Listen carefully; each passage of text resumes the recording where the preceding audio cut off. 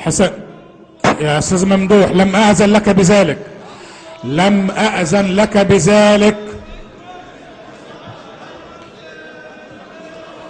لم أأذن لك بذلك في مسجد تأذن فيه. ايه أستاذ ممدوح اسماعيل، بعد أن تنتهي من الأذان سأتحدث معك حديثا لأنك خالفت نظام الجلسة. حي على الفلاح، حي على الفلاح، الله أكبر الله أكبر، لا إله إلا الله. السيد النائب ممدوح اسماعيل خالف نظام الجلسة وأذن وطلب الحديث دون أن يأخذ رأي رئيس المجلس.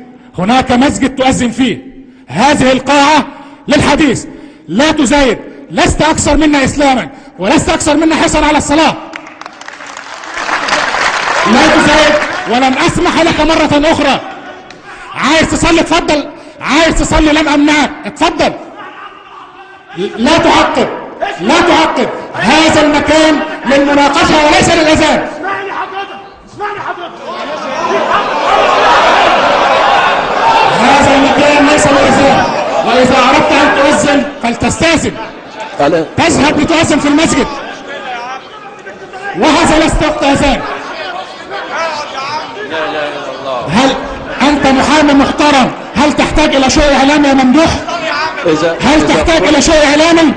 تخاطب من؟ سيادة الرئيس، كل النواب الحاضرين يريدون الصلاة. لن أسمح لك بالكلام مرة أخرى، اجلس اجلس، لن أسمح لك بالكلام مرة أخرى، اجلس،